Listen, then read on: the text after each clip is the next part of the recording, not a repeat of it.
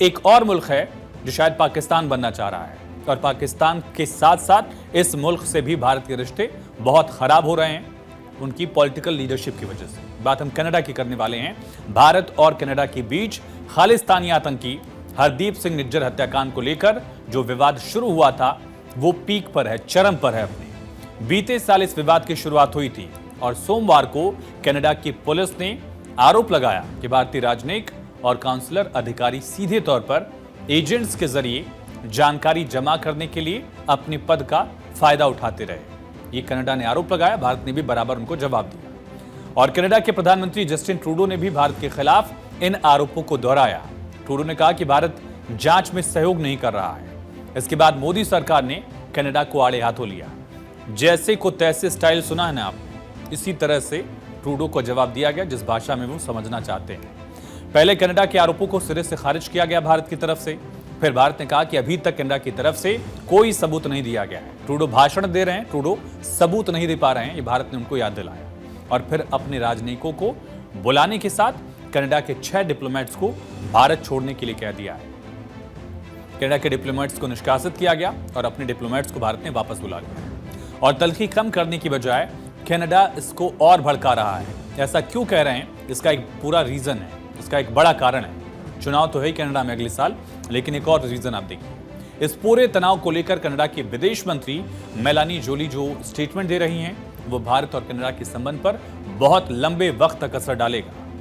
Canada की विदेश मंत्री से भारत पर प्रतिबंध लगाने को लेकर सवाल किया गया। क्या कहा उन्होंने, सुनिए।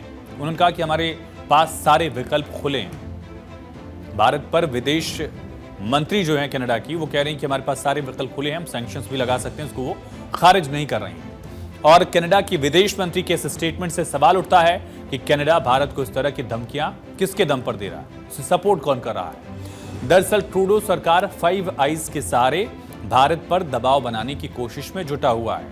पहले आप जान लीजिए कि 5 आइज में कौन कौन से देश हैं, समझते हैं जरा। 5 आइज में अमेरिका है, ब्रिटेन है, न्यूजीलैंड है, ऑस्ट्रेलिया है और कनाडा है।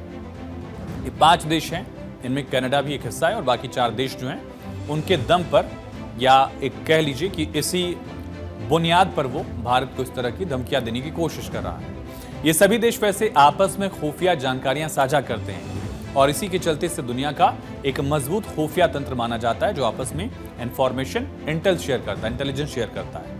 और कनाडा के प्रधानमंत्री ट्रूडो ने कहा कि उन्होंने निज्जर हत्याकांड में भारत की कथित भूमिका को लेकर 5 आइज ग्रुप के साथ पर्याप्त सबूत साझा किए हैं। हालांकि 5 आइज ग्रुप में कनाडा को छोड़कर बाकी के सभी देशों से भारत के अच्छे संबंध रहे हैं और पिछले करीब 1 साल से कनाडा के साथ जारी तनाव के बावजूद भारत इन चारों देशों के संबंधों में कोई असर नहीं है। मगर अब कनाडा के पक्ष में अमेरिका, ब्रिटेन और ऑस्ट्रेलिया आ चुके हैं इस पर्टिकुलर इशू को लेकर।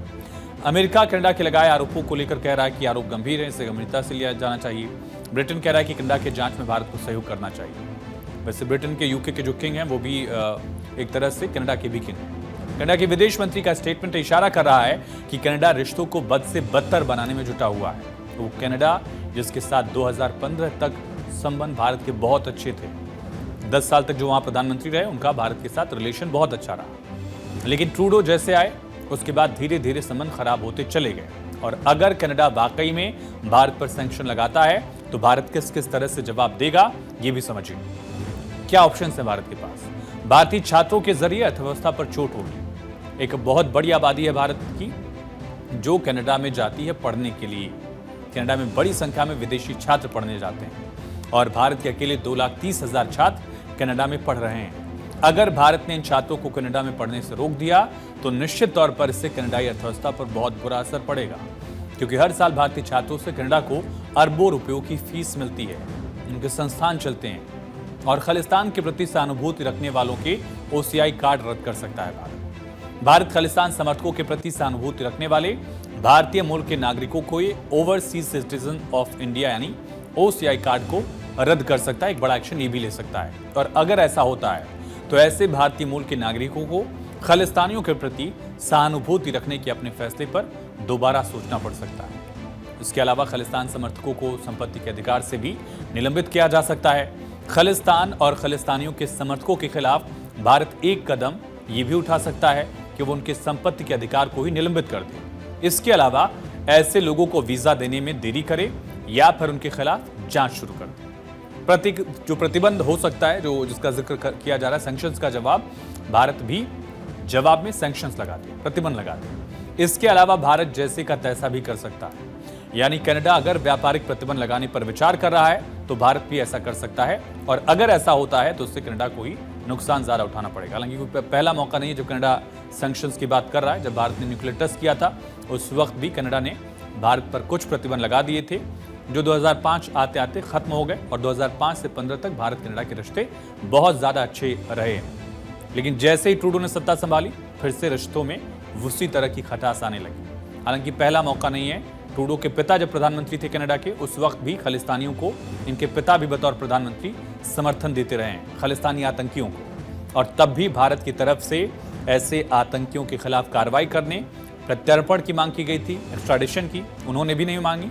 और अपने पिता के नक्शे कदम पर रास्ते पर चलते हुए बेटे ट्रूडो भी आतंकियों को शह देने की कोशिश कर रहे हैं। जिस निज्जर का मर्डर हुआ, उस निज्जर को लेकर भारत ने कहा था कि इसको वापस भारत भेजिए, हम इसका ट्रायल करेंगे। कैसे बचाया इन्होंने, देखा ही आप। बहरहाल दोनों देशों के बीच खटास आने का असर अर्थव्यवस्था पर पड़ेगा भी। बताते हैं आपको भारत और कनाडा के बीच कितना कारोबार है। दरअसल 2022 में भारत कनाडा का 10वां बड़ा व्यापारिक भागीदार देश था। दोनों देशों के बीच बायलैटरल ट्रेड, द्विपक्षीय व्यापार जो है वो $10.5 बिलियन का था। कनाडा को 6.4 बिलियन अमेरिकी डॉलर का सामान निर्यात हुआ और कनाडा से 4.1 अमेरिकी डॉलर का सामान आयात हुआ। यानी एक्सपोर्ट ज्यादा है, हम कनाडा को ज्यादा भेजते हैं, कनाडा हमें कम भेजता है। वित्त, आईटी जैसे सर्विस सेक्टर में भी द्विपक्षीय व्यापार का मूल्य $8.74 बिलियन था। तब का आंकड़ा बता रहा हूं आपको, 2010 की बात कर रहा हूं। 600 से ज्यादा कनाडाई कंपनियां और संगठन भारत में हैं। लेकिन 2019 से 2023 के बीच कनाडा की कंपनियों ने लगभग $11.9 बिलियन का निवेश भी किया, और कनाडा के पेंशन फंड्स ने भारत में $75 बिलियन से ज्यादा का निवेश किया है। लेकिन अगर कनाडा किसी भी तरह का आर्थिक व्यापारिक प्रतिबंध लगाता है तो उससे कनाडाई कंपनियों और भारत में उनके द्वारा किया गया निवेश भी सीधे तौर पर प्रभावित होगा। आतंकी निज्जर को लेकर दोनों देशों के बीच राजनयिक स्तर पर विवाद चल रहा है। डिप्लोमेटिक रिलेशंस से सीधे असर उन पर पड़ रहा है, लेकिन इकोनॉमिक संबंध अछूते रहे हैं। यानी डिप्लोमेसी के लेवल पर एक लड़ाई जैसी स्थिति जरूर है, लेकिन व्यापार पर अब तक असर नहीं है। लेकिन अगर सैंक्शंस लगेंगे तो अर्थव्यवस्था पर इसका असर पड़ेगा ही पड़ेगा। ऐसे में आपको बताते हैं कि भारत से कनाडा मंगाता क्या है, इंपोर्ट क्या करता है। रत्न, जो ज्वेलरी है, आभूषण, दवाएं, garments, mechanical appliances, organic chemical, light engineering goods, iron and steel, तमाम चीजें भारत से कनाडा लेता है। ये $6 बिलियन से ज्यादा की चीजें हैं। ऐसे में निज्जर मामला कनाडा पर भारी पड़ सकता है, क्योंकि प्रतिबंध लगाने का असर दिख सकता है। और ऑलरेडी चाइना से बहुत सारी चीजें कनाडा नहीं मंगा रहा है। चाइना और कनाडा के रिश्ते ऑलरेडी खराब हैं, जो एक बहुत बड़ा प्रोडक्शन हब है दुनिया का। और अगर भारत से भी इस तरह के रिश्ते उसके बने तो कनाडा के लिए सबसे ज्यादा मुश्किल होगी।